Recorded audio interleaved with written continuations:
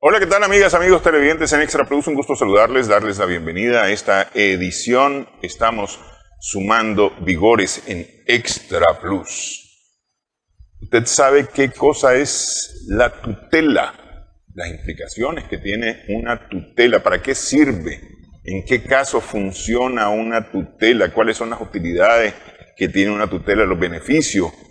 ¿A quién beneficia la tutela? De esto vamos a conversar en esta edición.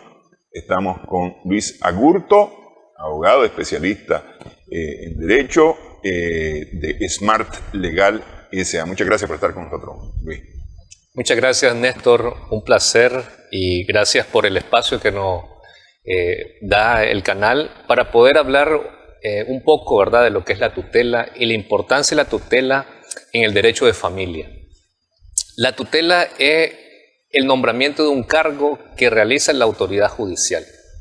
¿Quiénes son los beneficiados? Los menores de edad que son tutelados.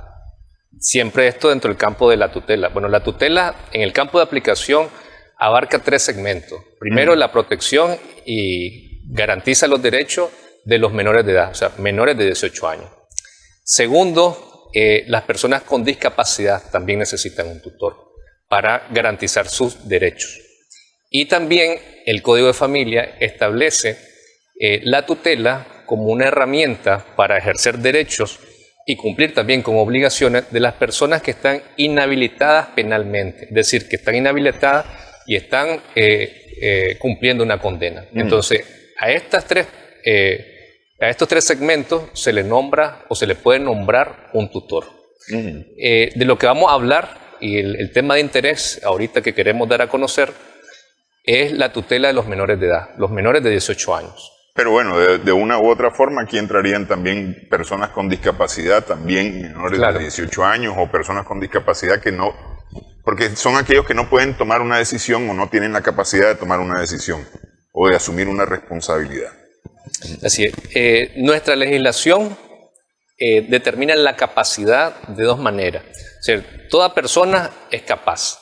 Tiene capacidad para contraer obligaciones y ejercer sus derechos y es sujeto de derechos y obligaciones desde que nace, inclusive desde que está concebido ya es sujeto de derechos. Entonces eso es parte de la capacidad. Pero también esa capacidad se manifiesta a través del ejercicio de esos derechos y ese ejercicio de esos derechos se da a través de la representación legal. Y entonces los menores de edad no se pueden autorrepresentar, necesitan una tercera persona. En este caso, en primer orden, los padres, y en ausencia de la autoridad parental, entonces surte efecto lo que es la figura de la tutela. Las personas con discapacidad, es decir, también están sujetos a tutela. Correcto. Ahora, ¿es necesariamente una autoridad judicial la que determina la tutela? Es decir, a ver, yo como padre o madre que me voy a ausentar, digo, mi hermano, mi hermana, mi papá, mi mamá van a representar mi papel con respecto a mi hijo. Y me voy donde un abogado y lo pongo frente a un abogado y dejamos un documento escrito. ¿Eso es válido o tiene que ser una autoridad judicial la que lo nombra?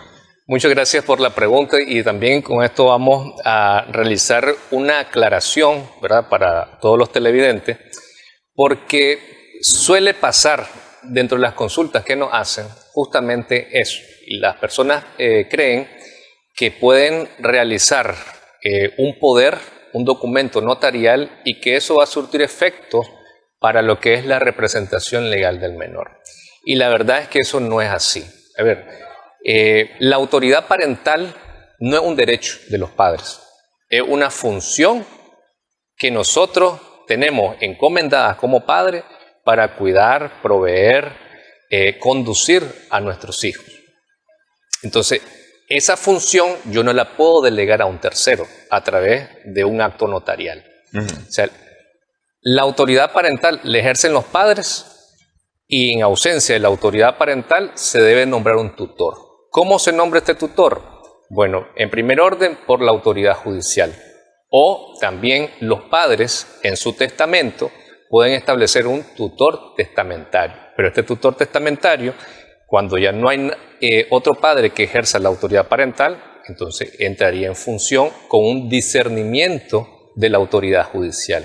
¿Qué quiere decir? La autoridad lo ratifica, digamos. Exactamente. Entonces, ¿qué quiere decir? Que siempre el tutor es nombrado por la autoridad judicial. Y así lo establece nuestro Código de Familia, que es un cargo designado por la autoridad judicial. Entonces, no es un documento notarial. Ok.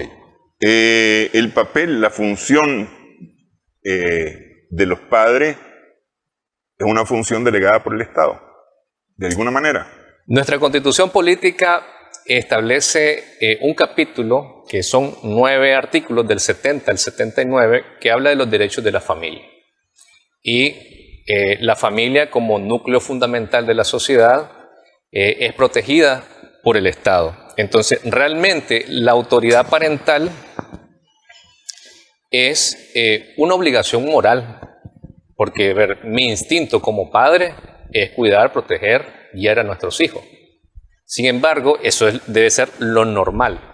Pero la ley lo que hace es establecer normas de conducta donde eso natural, eso normal, lo establece como una norma de conducta a través, denominándole lo que es la autoridad parental. Entonces, la autoridad parental es ese ejercicio de esa función a los que los padres están llamados en cumplimiento de la ley y en cumplimiento de su deber moral de cuidar, velar, proteger y guiar a sus hijos.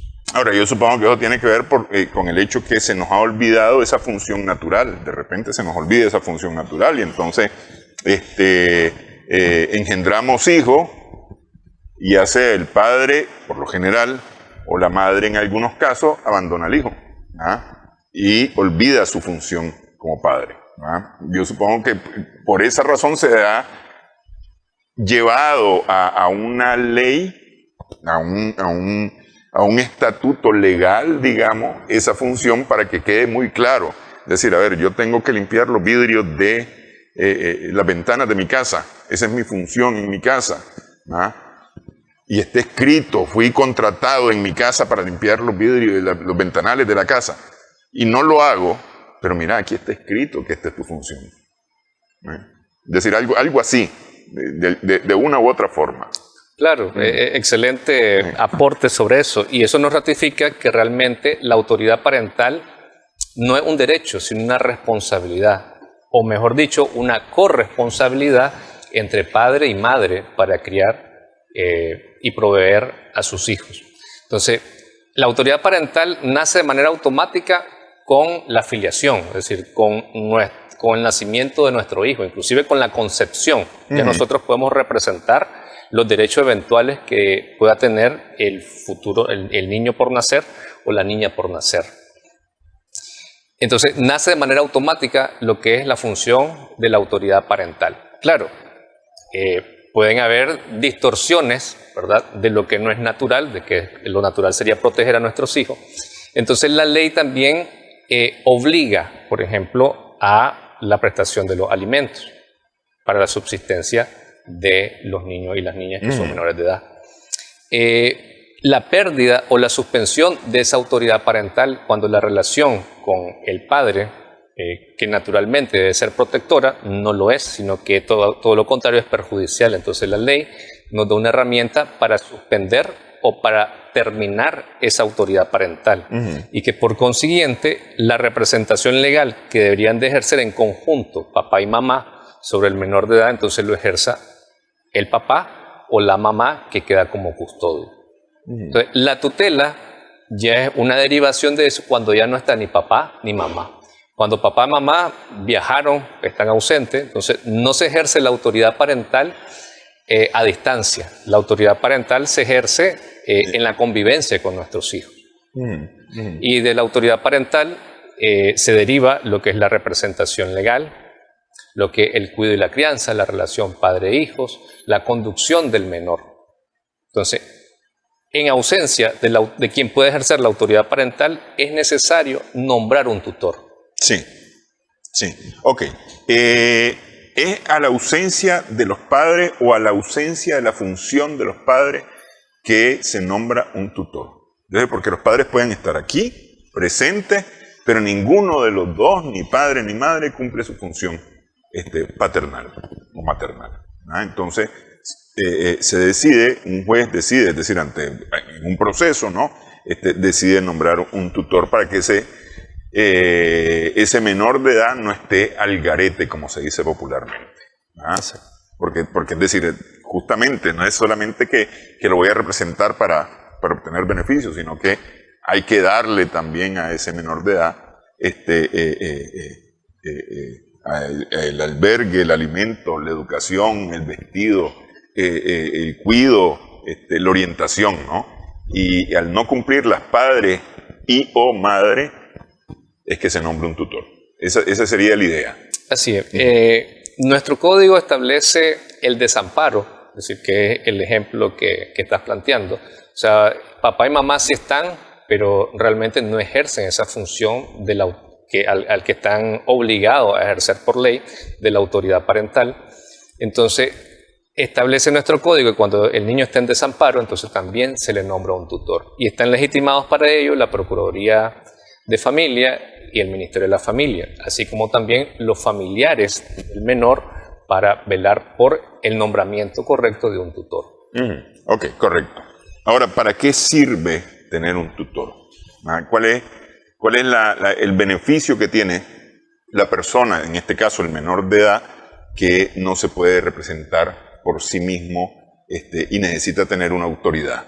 ¿Para qué sirve este nombramiento? Vamos a hacer una pausa y hablamos acerca de de la utilidad que tiene, digamos, el nombramiento de un tutor. Regresamos en breve, Sumando Vigores. Estamos conversando con Luis Agurto, especialista en Derecho, abogado de Smart Legal S.A.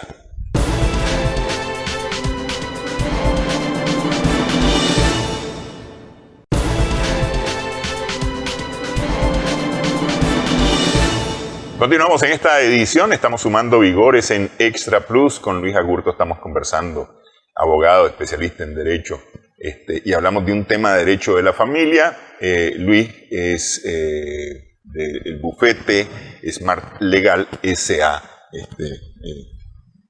En su crédito van a aparecer además los datos de Smart Legal para que usted, si tiene alguna duda adicional a la que hay en este programa, pueda también hacer la consulta. Pero pregunto, porque dicen los abogados, toda consulta genera honorario.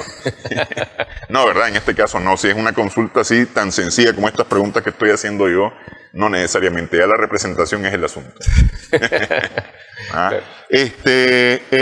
¿Para qué sirve entonces una tutoría? ¿Cuál es el beneficio de tener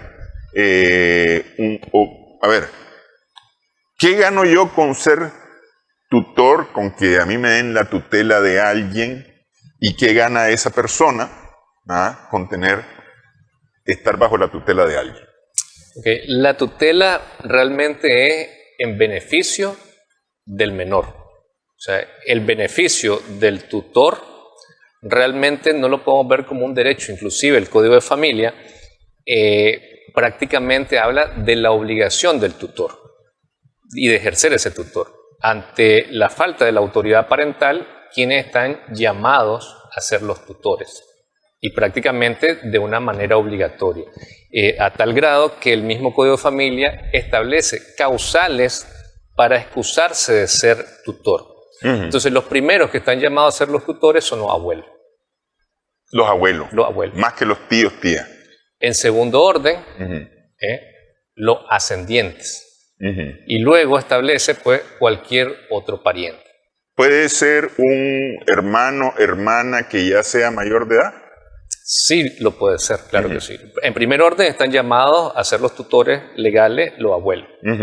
Sin embargo, el juez debe estudiar y conocer las circunstancias especiales, porque puede ser que el menor de edad esté acostumbrado ya a vivir con su tía, a vivir con su tío o con una hermana o hermano mayor, y ese ya sea su núcleo familiar. Entonces, el judicial que va a discernir sobre la tutela debe tomar en cuenta esta circunstancia. Es decir, no le deja una camisa de fuerza el código al establecer en primer orden a los abuelos. El judicial puede, en base a las circunstancias y a los criterios, cambiar ese orden. Y pues sí puede ser una hermana mayor, un hermano mayor, un tío, un familiar o inclusive, en casos excepcionales, alguien que no sea familiar. ¿Tienen voz en ese proceso los menores de edad? Es decir, las personas que van a ser tuteladas tienen voz. Los niños y adolescentes tienen derecho a ser escuchados en todo proceso judicial. Entonces sí tienen el derecho a ser escuchados. No una decisión para nombrar a su tutor, pero el judicial está en la obligación de escuchar a los menores. Claro, es decir, pueden decir, yo estoy bien viviendo con mi tío, con mi tía, con mi hermano mayor, mi hermana mayor, y preferiría continuar aquí en vez de irme a vivir donde mis abuelos, por ejemplo.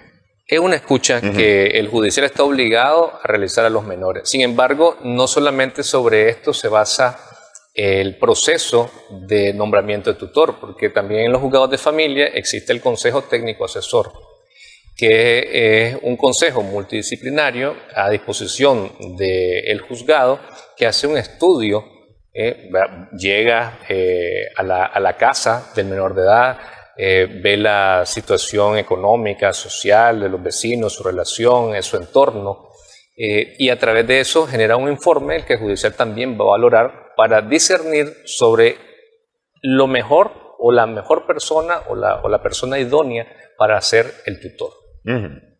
Ok. Entonces el tutor cumple las funciones de los padres, pero la verdad es que cumple todas las funciones de los padres. Básicamente todas las funciones de los padres está cumpliendo. Así es. ¿Y cuál es la utilidad de una tutela? ¿A dónde aplicamos esa utilidad? La utilidad está en el ejercicio de los derechos y también el cumplimiento de obligaciones que tienen los menores de edad. Los menores de edad tienen derechos y tienen obligaciones. Entonces, ¿en qué están limitados si no están ante una autoridad parental? En ese ejercicio.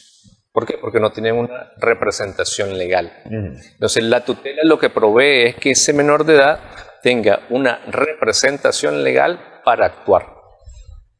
Por ejemplo, desde lo más sencillo, si usted va a un colegio a matricular a un niño, le da un documento de matrícula, y ¿quién debe firmar la matrícula de ingreso al colegio? Establece al final papá, mamá, tutor. Si el colegio va a realizar una actividad extracurricular, manda una hojita de consentimiento para que la firme el papá, el mamá o el tutor.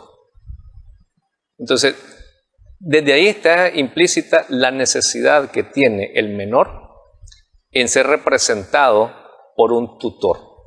Porque a veces confundimos, y entonces que como es la tía, como es el tío, como es la abuela, como es el abuelo, entonces puede tomar ese tipo de decisiones. El deber ser es que lo realice ese tipo de decisiones el papá, el mamá o el tutor. Y ante la ausencia de los que pueden ejercer la autoridad parental, entonces tenemos el nombramiento del tutor, que es un cargo discernido necesariamente por una autoridad judicial. Ahora, en los colegios normalmente no te piden, es decir, pues la manera de probar que representas al menor cuando sos padre o madre es la partida de nacimiento. Porque en la partida de nacimiento dice Juan y María son los papás de este niño o de esta niña. Y entonces ya se confirma luego con la cédula. Ahí ya está. Pero cuando se trata de un tutor que no es el padre o la madre, los colegios no te piden o no necesariamente te piden la sentencia del juez o el nombramiento del juez. Buena pregunta y gracias por la pregunta. La sentencia que dicta el judicial en el que discierne a ese tutor, nombra a ese tutor, se debe de inscribir en el registro de personas. Ir al municipio, donde está la partida de nacimiento del menor, se inscribe. Entonces, el menor va a tener luego una partida de nacimiento donde aparece su nombre, fecha de nacimiento, papá, mamá, y abajo hay unas observaciones. Y en las observaciones le va a aparecer tutor legal discernido por sentencia judicial tal, Luis Agurto. Entonces, el menor de edad siempre va a tener su partida de nacimiento y en la partida de nacimiento, en las observaciones, va a ir el nombramiento de ese tutor. Ok, ok. Ese es una cosa interesante porque, es decir, yo he visto colegios en donde llega el tío, la tía, el abuelo, la abuela a representar al menor, ¿ya? Va a las reuniones del colegio, es decir, llega a la matrícula, firma la matrícula, va a las reuniones del colegio, estando papá y mamá, además estando papá y mamá. Es decir, por eso preguntaba yo si el colegio se preocupaba realmente o era simple y sencillamente que querían tener una figura que respondiera por el menor nada más. Pero realmente, a ver, el deber ser es que lo haga papá, mamá o tutor. Uh-huh. En el colegio es posible que se flexibilice un poco por el tema de que papá, mamá están trabajando, tal vez no pueden asistir a las reuniones, no pueden asistir al colegio, entonces delegan a otro familiar para que lo pueda hacer. Pero el deber ser es que lo haga papá, mamá o tutor. Porque también estamos accediendo a lo que son ficheros, información personal. Sí. ¿A quién se le puede dar esa información personal? Tenemos una ley de protección de datos. Uh-huh. Los colegios tienen un fichero y deberían de ser los que soliciten esa información, a que se les proporcione esa información, papá, mamá o tutor. Sin embargo, como estamos hablando de educación y en beneficio del menor, entonces es entendible pues que los colegios flexibilicen eso, porque tampoco vamos a establecer trabas para que ingrese a estudiar, para que pueda participar en alguna actividad recreativa, etc. Pero eso estamos hablando de ejemplos sencillos. Sí. Ya cuando estamos hablando de actos o contratos en los que tengan que ver también los menores, entonces ya esa flexibilidad no es tan así. Correcto. Y necesita un representante legal. Y a eso iba, porque por ejemplo abrir una cuenta de ahorro que te ofrecen ahora los bancos, una cuenta de ahorro para el futuro de ese estudiante que está arrancando sus estudios, ¿no? Es decir, está ahorrando para la universidad, por decir alguna cosa, necesita de alguien que sí realmente y de forma legal represente a ese menor de edad. Exacto. Usted va a servicios bancarios y le van a pedir el certificado del niño o adolescente y entonces va a firmar el contrato papá, mamá o tutor. Uh-huh. Para abrir una cuenta de ahorro. Sí, exactamente. Sí. Existen otras circunstancias, inclusive pues, y a veces un poco probables, no tan probables. Por ejemplo, o nuestra norma laboral permite que los adolescentes puedan trabajar, 14, 15, 16 años. Pero entonces, ¿quién firmaría un contrato laboral de un adolescente de 14 o 15 años? Papá, mamá o tutor. Que podemos decir pues de que tenemos un segmento formal y un segmento informal del trabajo, pero ese segmento informal cada vez va reduciéndose porque tenemos que apuntar también a la formalidad. Sí.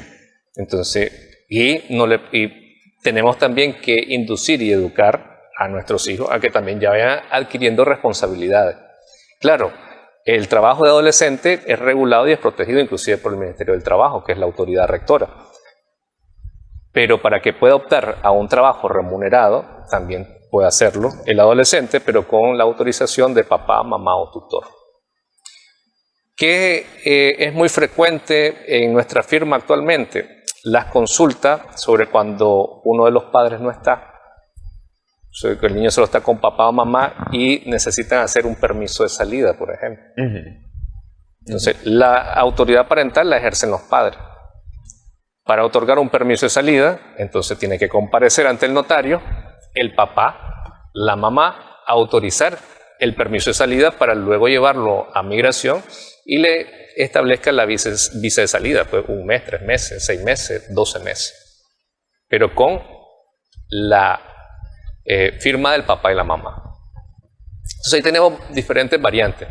Primero, ¿qué pasa si solo está uno, o papá o mamá? Uh-huh. Entonces el código me dice que en ausencia del papá o de uno de ellos lo ejerce la autoridad parental quien esté en el cuidado del niño.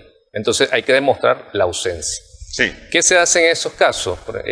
Pues se le solicita al padre que esté con el niño y que va a autorizar el documento que solicite en migración un movimiento migratorio si esa persona está fuera del país. Se inserta el movimiento migratorio en el documento y el papá o la mamá que está con el menor autoriza ese instrumento notarial, se lleva a migración y migración da la visa de salida. Sí. Pero ahora, ¿qué ocurre si realmente no puedo tener acceso a ese movimiento migratorio porque no ha salido de Nicaragua, pero el papá está ausente? O inclusive ha salido de Nicaragua por punto ciego y entonces no tenemos ningún registro. Entonces, bueno, en ese caso sí habría que acudir ante la autoridad judicial a solicitar la representación legal exclusiva o la suspensión de la autoridad parental o la pérdida de la autoridad parental para que el padre que esté con el menor ejerza esa representación legal. Pero ahora, ¿qué pasa si los dos no están? Ok, pero antes que entremos a esto, porque aquí se está poniendo interesante el asunto y me parece que hay gente que le va a interesar este tema especialmente, porque, a ver, cuando están los dos presentes, aunque estén separados, aunque no convivan, no hay ningún problema. Es decir, cada uno llega por su cuenta o llegan juntos, firman el documento o autorizan la elaboración del documento y lo firman, ¿verdad? Y entonces el abogado, el notario, puede expedir el documento, ¿verdad? Que se lleva a migración. Cuando está uno, decimos que aquí pueden enredarse las cosas, especialmente cuando no hay forma de demostrar que esta persona no está. ¿Sí? Porque ¿cómo se puede demostrar un certificado de función? Correcto. ¿Ah? Ya está, ya falleció, no está. ¿Ah? El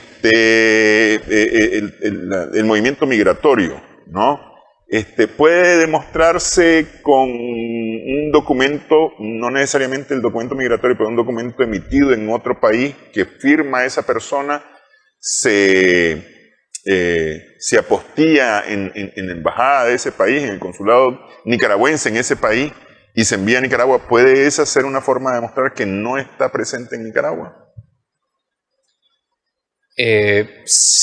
Podría verse en el caso concreto y podría ser una posibilidad. El problema es que, a ver, la autoridad parental, como decíamos al inicio, no es un derecho, sino que es una función que se ejerce por los padres.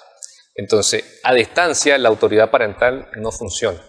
Entonces, por eso es que lo que sí ha aceptado migración, y me consta que lo hacemos en los instrumentos, es cuando tenemos un comprobante de salida en movimiento migratorio. Entonces, si está fuera es porque hay un movimiento migratorio. Sí, salió. Sí.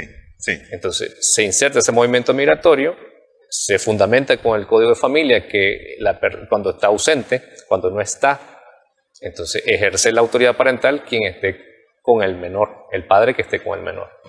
Entonces, sí, pero en este caso está fuera del país, debería ser suficiente el movimiento migratorio.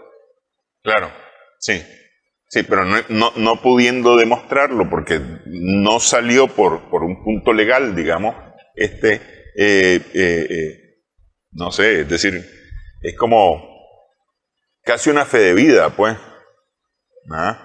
Miren, no estoy en Nicaragua, no puedo ejercer porque no estoy, es casi una renuncia a su función parental.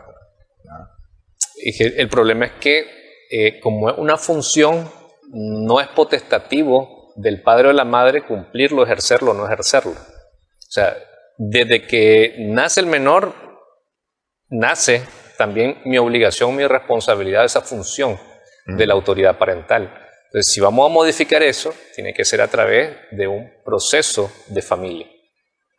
Entonces, si necesitamos la representación legal exclusiva, entonces sería lo prudente o lo mejor sería declararlo en un proceso especial de familia.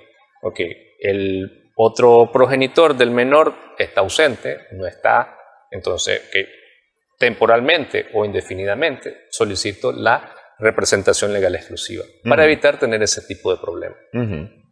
Ok, que prácticamente es como recibir una tutoría, ¿no? La representación legal exclusiva es como ser nombrado el tutor de recibir la tutela de una u otra forma, aunque sea su derecho por ser papá o mamá, pero al tener la representación exclusiva es como, y además certificada por judicial, es como haber sido nombrado tutor total y absolutamente de este menor.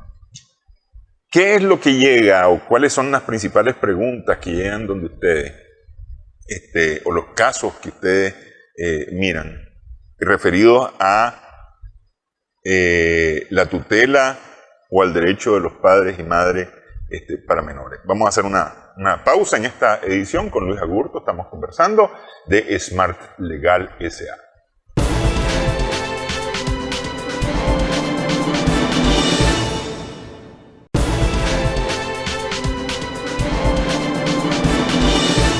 Continuamos en esta edición, estamos sumando vigores en Extra Plus, estamos conversando acerca de la tutela, que es una figura jurídica que da la representación y otorga las funciones parentales a una persona que no necesariamente es el papá, la mamá de una persona que no se puede representar. Decíamos que hay 3 casos y nos estamos centrando ahorita específicamente en el primero, que son los menores de edad, pero también se puede otorgar en el caso de personas con discapacidad o personas que por alguna razón no pueden ejercer sus derechos ciudadanos, como por ejemplo una persona que ha sido condenada y ha perdido derechos ciudadanos justamente por el cumplimiento de esta condena, entonces, pero sí tiene la tutela de alguien que representa sus derechos mientras no los pueda ejercer.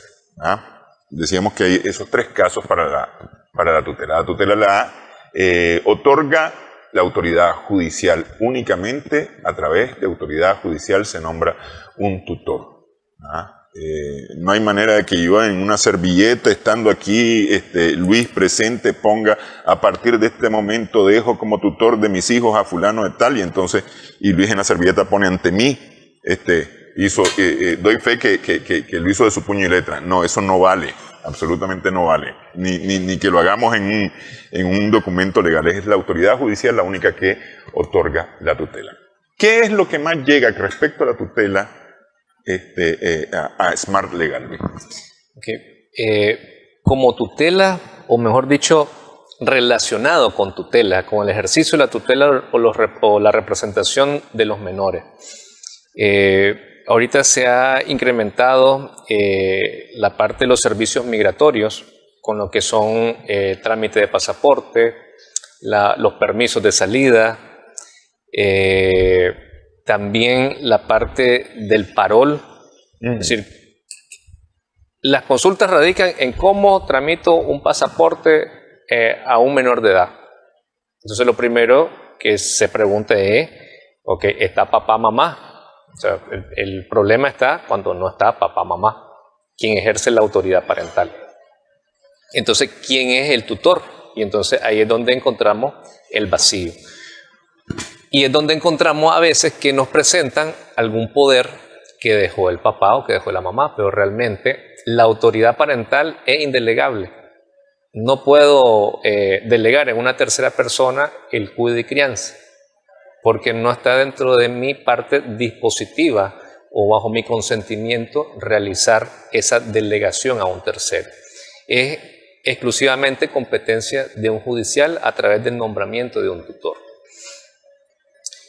Entonces, cuando necesita un menor de edad tramitar un pasaporte, o sea, no es que va a ir el abuelito o la tía o el hermano mayor, o sea, tiene que ir, si no están los padres que ejercen la autoridad parental, un tutor legalmente nombrado. Porque la autoridad parental tampoco se puede ejercer a distancia, sino que tiene que estar con el menor. Ok, yo soy el hermano mayor de alguien que tiene 13 años, ¿no?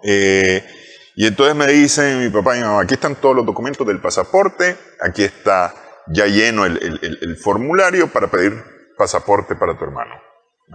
¿No los puedo llevar yo? ¿Tienen que ser papá o mamá los que tienen que llevar los documentos, presentarse ante migración y hacer la solicitud del nuevo pasaporte? Así es, el pasaporte lo realizan los padres que están ejerciendo la autoridad parental. Lo que en algunos casos que se han aceptado es que dejaron el trámite del pasaporte, pero salieron del país. Entonces después envían un poder para retirar el pasaporte. Ok, pero no para hacer la solicitud. Es decir, aquí vamos al trámite de solicitud, tienen que ser papá y mamá. Como representantes del menor de edad, sí, exactamente. ¿Y tienen que ser los dos? ¿Tienen que estar los dos para la solicitud o puede ser solamente uno? Preferiblemente que estén los dos, pero también puede realizar uno de ellos pues, el trámite de pasaporte. Exacto. El problema es cuando no están los padres. Entonces sí, es recomendable hacerlo con tiempo, pues, el nombramiento del tutor. Porque ¿qué implica ir a un juzgado a solicitar el nombramiento de un tutor a un menor de edad para que ejerza la representación legal en ausencia de los padres? Implica tiempo. Un proceso especial de familia, el código dice que no dura más de 150 días. Entonces, y a veces, más cuando son asuntos migratorios y ahora con el parol, llegan consultas y nos dicen, ok, queremos que nuestro hijo viaje. La próxima semana. Inclusive 3 semanas después, un mes después. Pero para hacer el nombramiento de un tutor, realmente no estamos hablando de 2 semanas, de 3 semanas, de un mes. Estamos inclusive hablando de 3 meses, de 4 meses. 5 meses, 150 días. Es el máximo que establece nuestro código de tramitación. Pero para el nombramiento de un tutor, es decir, primero hay que realizar la solicitud, reuniendo todos los requisitos, o sea, el tutor que sea idóneo, comprobar que el tutor es idóneo, el trámite de la demostración pues, del certificado de nacimiento del menor, que el judicial admite esa solicitud y convoque una audiencia, que el judicial ponga en conocimiento a la Procuraduría de Familia, a la autoridad administrativa, al Ministerio de la Familia, para que realicen también su intervención en el proceso, que pongan en conocimiento al Consejo Técnico Asesor para que realice el informe y la investigación. Entonces, eso no lo vamos a realizar en un mes. Entonces, por eso el nombramiento del tutor hay que preverlo inclusive en el tiempo de viaje o antes del viaje de los padres. Ahora, ¿pueden los padres, por ejemplo, en la solicitud de un movimiento migratorio de un menor de edad, pueden los padres dejar ya hecho esa solicitud de la visa de salida del menor de edad y no estar en el país? ¿Podría ser? Como parte de migración en general, un niño puede viajar con un tercero que no son sus padres. Pero ahorita la circunstancia o la mayor parte de las consultas radican en torno al parol. Entonces el niño pudo quedar con su pasaporte, con su visa de salida, con el parol aprobado. Entonces el niño le compran su boleto, ingresa en el avión, viaja, aterriza en Estados Unidos. De ahí tiene que ir a una oficina, que es la migración en Estados Unidos, y ahí tiene que ingresar con un papá, con mamá o con tutor legalmente establecido. Entonces, si papá y mamá ya se fueron antes, entonces él tiene que viajar con un tutor. Entonces, ¿en qué radican las consultas de los últimos meses? En que si con un poder podemos delegar a una persona para que viaje con el menor. Para que acompañe. Para que lo acompañe. Sí. Lo puede acompañar, puede aterrizar, pero una vez que va a adoptar el programa del parol, allá le dicen que no porque no es el papá, no es la mamá, ni es el tutor. Pudo haber llegado con el abuelo, pudo haber llegado con la abuela, con el tío, con la tía, con el hermano, pero no es un representante legal. Y entonces, ¿qué sucede con el menor? Pues lo regresa, porque no está viajando y no está cumpliendo con las directrices del parol que establece que tiene que viajar con mamá, papá o tutor. Ahora, esto es específicamente para el parol, que es, digamos, una situación especial que se presenta, porque el parol es importante tal vez mencionarlo, es una situación especial temporal, no es una cosa permanente. Así es. Entonces, como parte de los requisitos, decimos, tiene que haber alguien que legalmente representa al menor viajando en la o bajo el estatus parol. Para otros países estas condiciones no necesariamente aplican de la misma forma.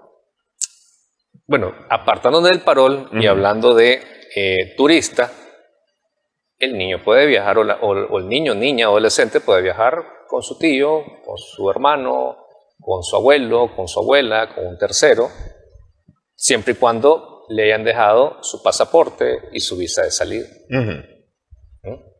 Puede irse de vacaciones con la abuela, viaja con el tío, viaja con la hermana, etc. Pero esto para la situación migratoria de turismo. Sí. Pero su papá los que ejercen la autoridad parental ya habían autorizado de previo su pasaporte y su visa de salida. Sí. Ok. Es decir, estamos hablando, en el caso específico del parol, tiene que haber un tutor. Tiene que existir un tutor. Un tutor que además acompañe al menor en el ingreso al país. Voy a hacer una pregunta descabellada. ¿Se puede hacer trampa e ingresar como turista a los Estados Unidos y luego acogerse a la figura del parol que ya fue aprobado previamente? Dentro del protocolo y las directrices que se deben de cumplir para adoptar al parol, no es posible. Es decir, tiene que entrar bajo la figura de parol al país. Exactamente. No puede entrar bajo ninguna otra figura. Exactamente. Ok. Estamos claros. Bien. Por lo tanto, cuando las personas están... Bueno, a ver, vamos a plantearlo en dos momentos. Papá y mamá salieron del país o están ausentes de una u otra forma. Y vamos a hacer los trámites migratorios. Los trámites migratorios, si no están papá o mamá, los tiene que hacer un tutor, a fuerza. No hay otra forma de hacer el trámite migratorio para un menor de edad, si no es con una figura legalmente autorizada para hacer ese trámite.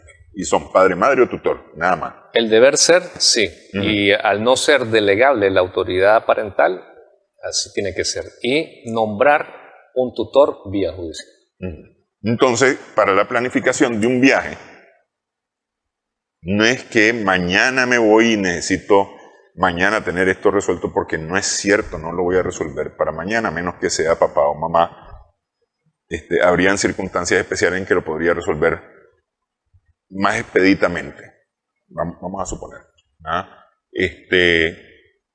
Porque entiendo yo que hoy día no hay trámites especiales en migración, es decir, están los tiempos que migración da, incluso las citas son con tiempo suficiente, muchas veces están más allá de 1, 2 semanas disponible espacio para poder hacer una cita. Por lo tanto, la planificación del viaje tiene que ser con suficiente antelación. Y si no hay padre, madre presente, tiene que estar resuelta la figura de la tutela. Del tutor, correcto. Sí. No hay una forma distinta para los trámites migratorios. Han tratado, y existe bastante en la población, y las consultas radican en que a veces se quieren evitar ese proceso de tutela y firmar un poder, dejar una declaración notarial, enviar un poder hacia acá. Pero volvemos a que la autoridad parental es indelegable, no se la puede delegar a un tercero. Y el Código de Familia es claro que el tutor o la tutela es un cargo designado por la autoridad judicial. Entonces tiene que ser necesariamente un tutor. Ok. Pausa nuevamente en esta edición. Estamos sumando vigores en Extra Plus. Con Luis Agurto estamos conversando acerca de la tutela. Luis Agurto es abogado, especialista en Derecho de Smart Legal S.A.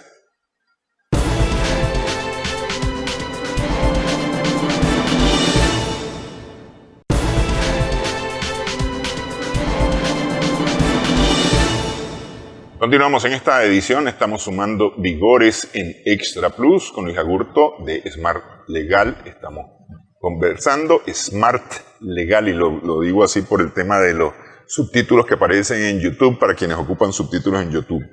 Smart Legal S.A. conversamos acerca de la tutela, ¿no? Recapitulamos un poquito entonces.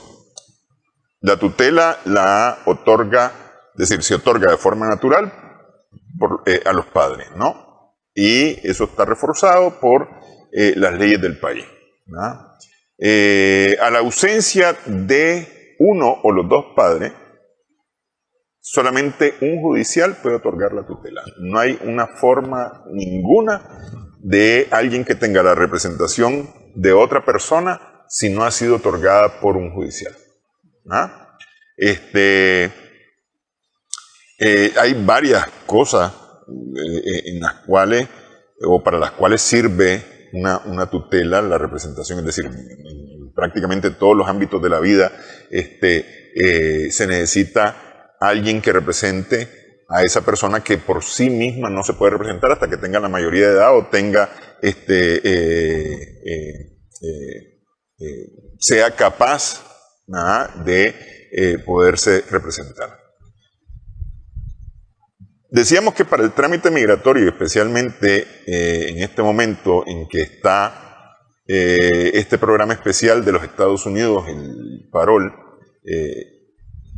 no hay una forma distinta a que un menor de edad sea acompañado y representado ante las autoridades norteamericanas por sus padres o por un tutor. Esas son las únicas dos formas en que se puede recibir a un menor.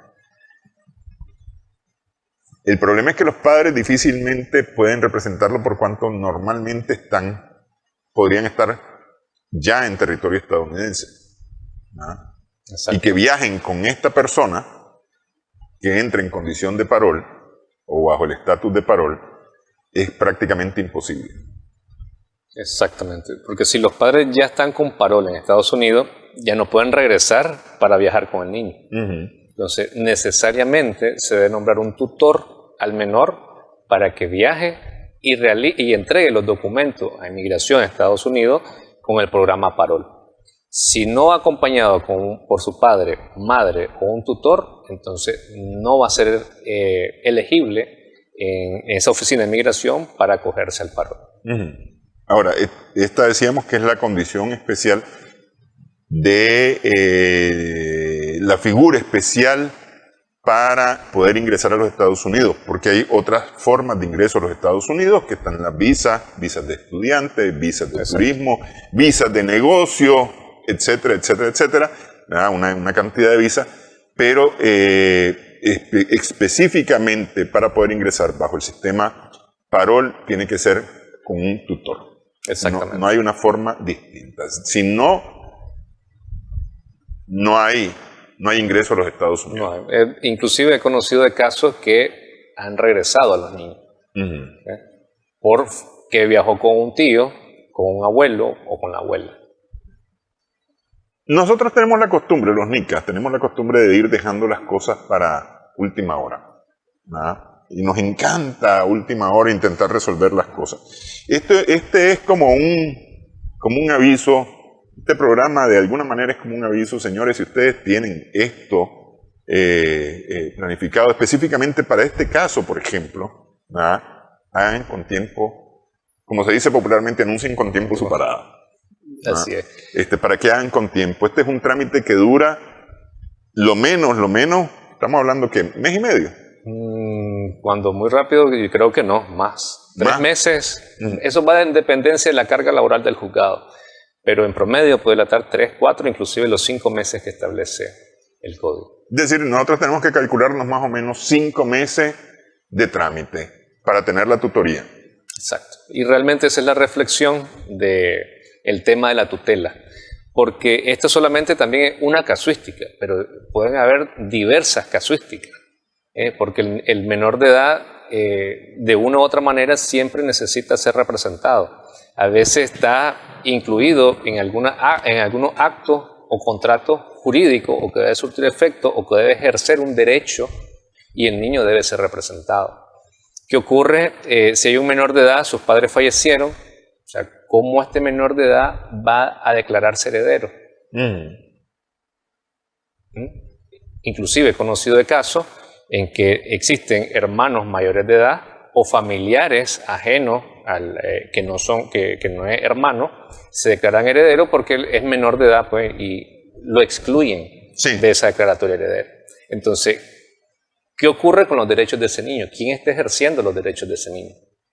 Esa es la importancia del tutor. Entonces, el tutor lo que debería hacer es representarlo y que lo declaren heredero al menor. Que la ley establece de que lo puede pedir más adelante. O sea, si ese niño tiene 10 años, cuando cumple la mayoría de edad y se dé cuenta pues, que tenía derecho a una herencia y realice su petición de herencia, o sea, han pasado 8, 10 años, y el vehículo, las propiedades, o sea, la herencia en sí, es posible pues que ya no esté. Sí. Entonces, hay diversas casuísticas en las que puede estar involucrado un menor de edad.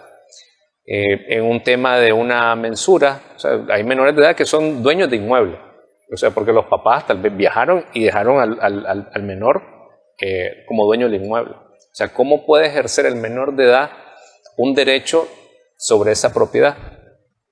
No lo puede hacer por sí solo, tiene que hacerlo a través de un tutor. Entonces, ¿Puede ser un tutor, un menor de edad dueño legalmente de algo? Sí.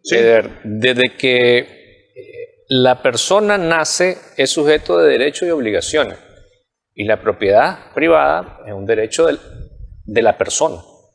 Entonces el menor de edad puede ser propietario, titular de un bien inmueble. Inclusive uno de los escenarios del tutor, que es como una excepción, en ausencia de los padres, por ejemplo, el menor de edad puede recibir una herencia importante, un bien, una empresa, lo que sea, y el que está dejando como heredero a ese menor de edad puede nombrar un tutor paralelo a sus padres, pero para la administración del bien que le está dejando. Una persona con discapacidad puede ser titular de un bien inmueble. Lo que no puede es representarse. Lo que ellos no pueden es exactamente ejercer y representarse. Entonces, para eso necesitan un tutor. Claro. Y ahí está la importancia de la persona, del tutor, en la vida de un menor de edad, en la vida de una persona con discapacidad, que es el ejercicio de su derecho. Porque inclusive, pues cuando hay una declaratoria de heredero, he visto que como es una persona con discapacidad, entonces lo excluyen. Sí. Pero no, para eso está la figura del tutor. Para que lo represente, para que le administre. Ok. Seguramente hay varias cosas, se nos quedan aquí en el tintero al hablar de la tutela. Sin embargo, el tiempo nos vuela y nos vuela rapidísimo. Las consultas, si tiene usted consultas, puede hacerla a través de Smart Legal. Están en Facebook, Instagram, y en Instagram, LinkedIn. En LinkedIn, ¿y en qué más? ¿En X? No. Ok.